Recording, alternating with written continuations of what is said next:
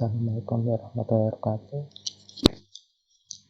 Pada mata kuliah biologi molekuler ini, untuk bahasan pertama kita akan membahas tentang kromosom, gen, dan DNA. Untuk penilaiannya terdiri dari UTS dan UAS 30% masing-masing, kemudian kehadiran 10%, keaktifan 10%, dan tugas 20%. Baik, kita akan bahas bahasan pertama. Nah, ini dari yang kalian lihat di gambar ini adalah bentuk dari DNA. Kemudian ini terbentuk dari DNA itu terdiri dari gen. Gen ini adalah lokusnya itu pada panjang berapa. Kemudian gen itu terdiri dari kromosom. Nah, pada gambar ini bisa juga dilihat itu DNA yang mengalami mutasi atau terjadi kerusakan DNA.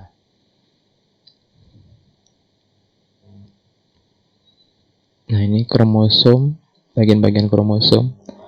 Ada kromatid yang pertama ini, kemudian ada sentromer, lengan pendek dan lengan panjang. Nah, struktur pada kromosom hanya dapat dilihat jelas saat sel membelah pada tahap metafase. Nah, kalian sendiri tahu kan tahap-tahapan mitosis itu dari profase, metafase, anafase, telofase. Nah, kromosom ini bisa dilihat pada tahap metafase itu. Nah, ini sel terdiri nukleus, dan kromatin. Dan ini bentuk kromosomnya seperti ini. Kemudian ini struktur dari DNA yang bentuknya double helix, terdiri dari gula, kemudian ini fosfat, kemudian ini ada basa nitrogennya, dan ini ikatan hidrogennya. Nah, untuk kromosom pada manusia itu jumlahnya ada 23, 22 pasang itu sel somatis, sedangkan ini untuk yang menentukan sel kelamin pada kromosom nomor 23. Nah, kromosom ini terdapat di dalam nukleus inti sel, tersusun dari benang-benang kromatin yang halus. Ini adalah gambar dari pengawasan DNA dalam kromosom. Ini dari potongan kromosomnya, kemudian dikemas oleh semacam enzim. Kemudian bentuknya seperti ini nukleosom, kemudian menjadi DNA double helix.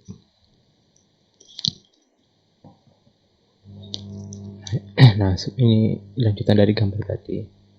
Ini adalah kromosom, kemudian kromosomnya ini diikat oleh semacam protein berbentuk nukleosom, dan akhirnya menjadi itu untayan DNA yang bentuknya double helix. Nah, ini bagian kromosom lagi. Ada A itu telomer, B itu kontraksi sekunder, C satelitnya, D kontraksi primer, sentromer dengan kinetokornya, dan E itu lengan. Kemudian ini penjelasannya, kromomer, struktur berbentuk manik-manik yang merupakan akumulasi materi kromatin.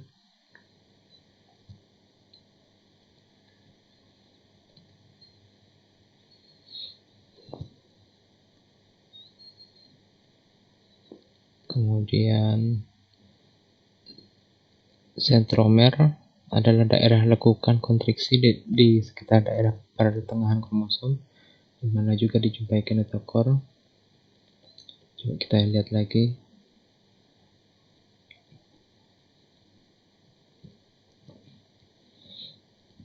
Nah, itu bagian D. Kemudian ini kinetokor adalah daerah tempat pelepatan benang-benang spindle dan tempat melepatnya dengan kromosom. Dan keempat, satelit bagian kromosom yang berbentuk bulatan dan terletak di ujung lengan kromosom. Telomer adalah daerah terujung kromosom, fungsinya menjaga stabilitas bagian ujung kromosom agar DNA tidak menjadi terurai. Ini tampilan visual kromosom setiap individu dinamakan karyotipe.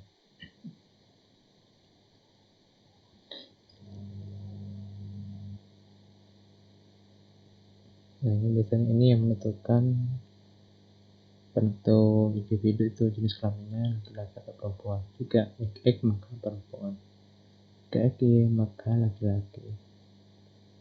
Kemudian bila dijumpai bentuk kromosom seperti ini yang tidak sempurna, itu bisa menjadi individu yang berlainan atau tambahan kromosom, sehingga individu tersebut kalau fenotipnya nanti bisa menjadi cacat. Nah, ini macam-macam bentuk kromosom itu dibedakan menjadi ini, yang itu metasentrik, submetasentrik, akrosentrik, dan detelosentrik. Nukleosom dari gambar yang tadi itu adalah untaian DNA dipintal pada suatu set protein, yaitu histon menjadi suatu bentukan yang disebut nukleosom. Unit nukleosom membentuk benang-benang yang lebih padat dan terpintal menjadi lipatan-lipatan selenoid. Lipatan selenoid membentuk benang-benang kromatin. Nah, ini bentuk dari DNA. Ada gula pada DNA itu disebut deoksiribosa, sedangkan pada RNA itu ribosa. Kemudian ini basa nitrogennya, ikatan hidrogennya.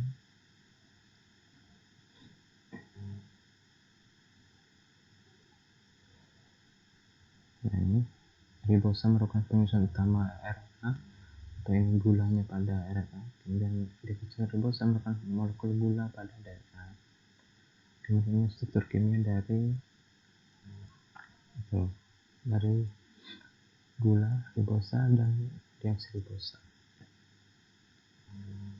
Ikatan gula pada ribosa dengan basa nitrogen pada atom nomor 1. Kemudian ikatan gula ribosa dengan gugus fosfat pada atom nomor 5.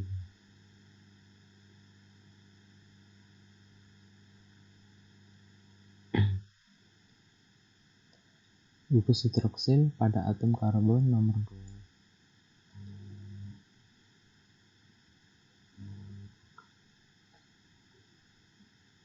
Nah, ini purin atau piridin, bahasa piridin atau purin. Ini bentuk struktur kimianya.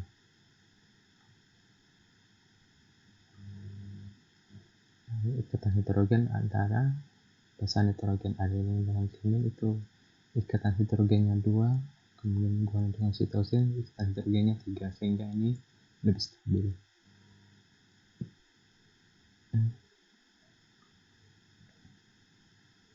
Ini adenin, timin, sitosin, dan guanin. Ini permisalan dari basa nitrogen keempat tersebut itu diwarnai dengan warna yang berbeda.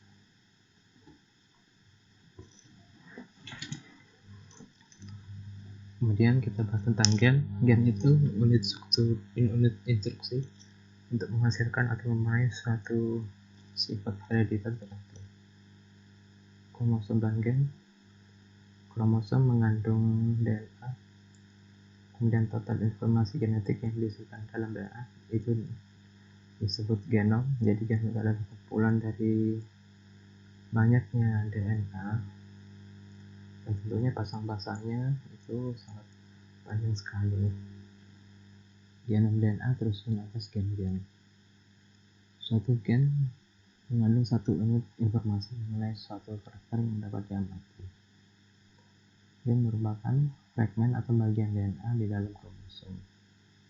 Jadi gen itu, bagian dari DNA itu bisa dilihat panjang basanya itu dari berapa pasang basa. Misalnya itu fragmen DNA dari virus itu misalnya 30 pasang basa, jadi itu hanya kecil sekali ukurannya gitu.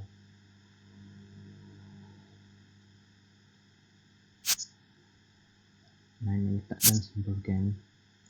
Letak suatu gen di dalam kromosom disebut locus. Nah, ini bisa dilihat, ini misalnya panjang dari suatu gen. Di analognya seperti maling yang berbeda pada suatu sel. Pada sel diploid memiliki dua locus untuk setiap karakter itu.